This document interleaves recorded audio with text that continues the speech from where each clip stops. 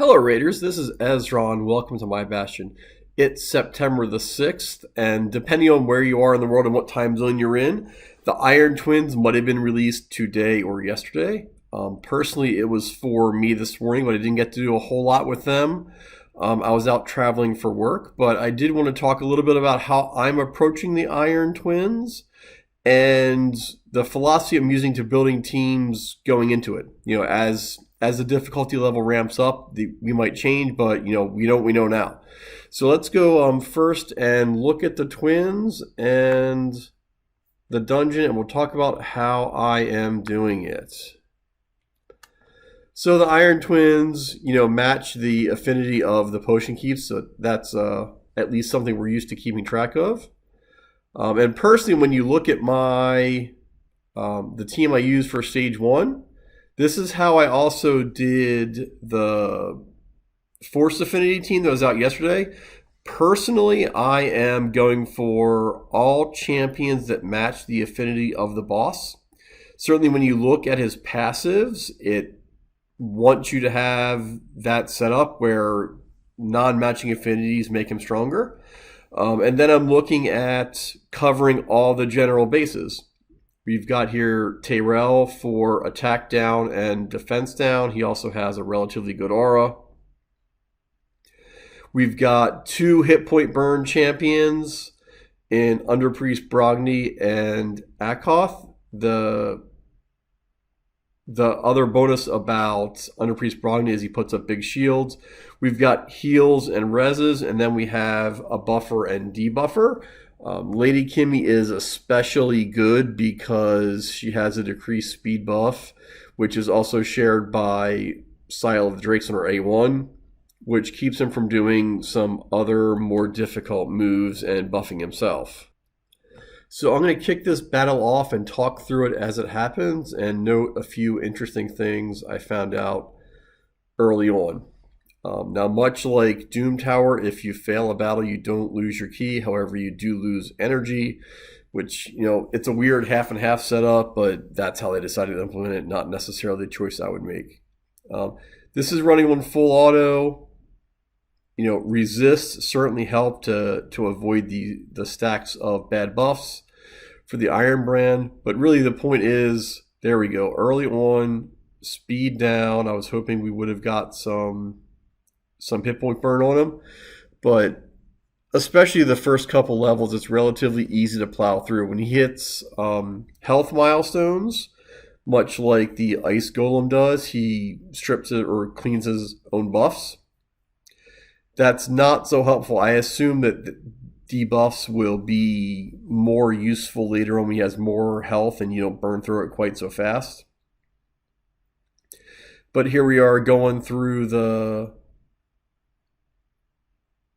boss, especially the shields from Underpriest in the Magic Affinity, make this relatively trivial. It's not necessarily clear to me why the boss appears to resist debuffs from Tyrell. That may be in his passes when you're under some of his Iron Brand or not, but I didn't really pay that close of attention.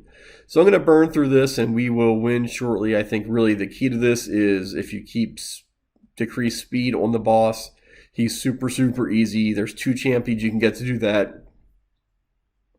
One of whom, Sile, is a guaranteed login champ, so you can make sure that you have her once you've advanced in the game a little bit.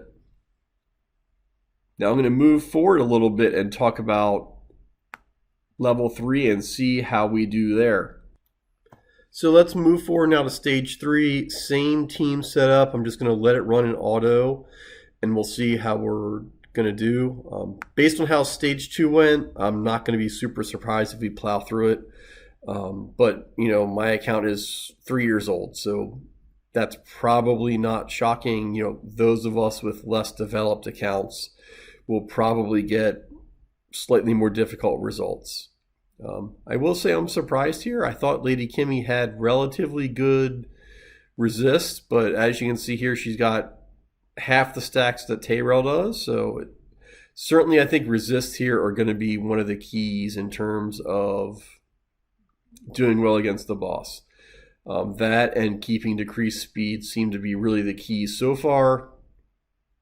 But we just hit 80% health. He cleared his debuffs, and I think we'll get back on it. But what you saw right there where Under Priest Brogni puts on the hit point burn, I think really is, one of the keys to the two teams I've had is keeping hit point burn up as much as you can, and then trying to keep the boss from hitting too hard or using his special abilities that happen when he doesn't have decreased speed.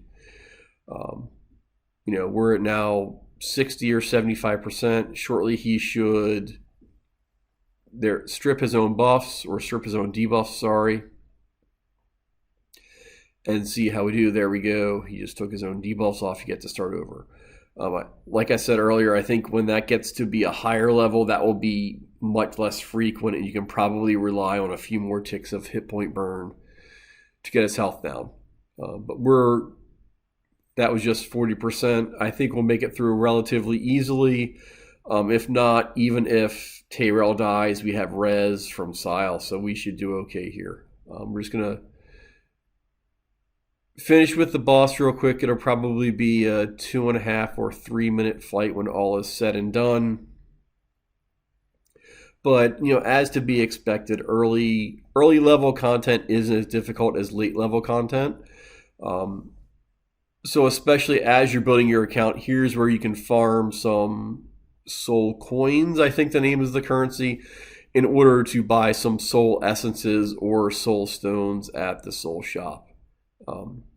I'll probably make a video on that later, just about the couple of souls I did get and what I think is an important thing to do, or maybe important desired champions to add there. But as we end up on this and finish the smackdown on level 3, there we go. I'm going to click forward a few and we'll go to probably level 5 and see how the same team does there again, all on auto.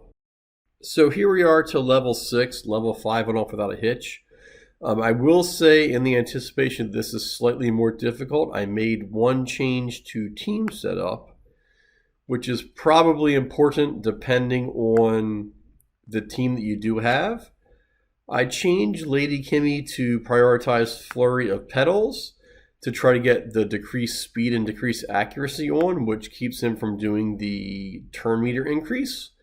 But other than that, this is a default setup, full auto run, and I will let it go right now.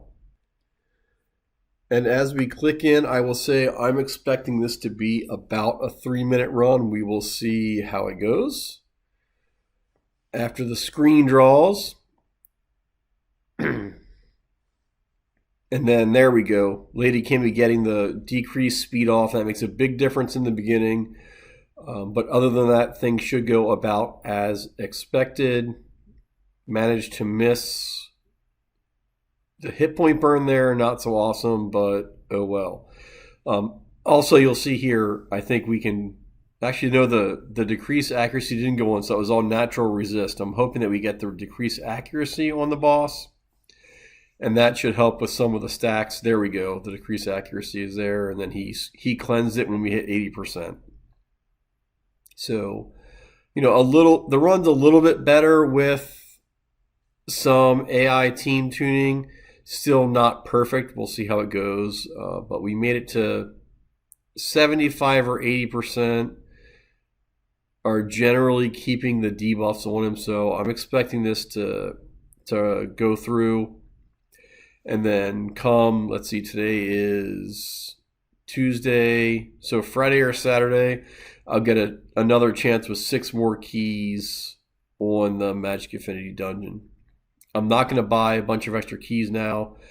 We also know that the next fusion will start, I think, on Thursday. So I'm sort of saving resources, just making sure that I can complete that fusion because he looks to be really, really good. So I'm going to pause the recording for a second, and we will come back either when something funky happens or we get near the end of the fight. All right, and here we are back at just approaching 20% of boss health. I will say that Lady Kimmy is a little bit worse for wear. She's built on my account entirely for speed and accuracy, so she's not super survivable.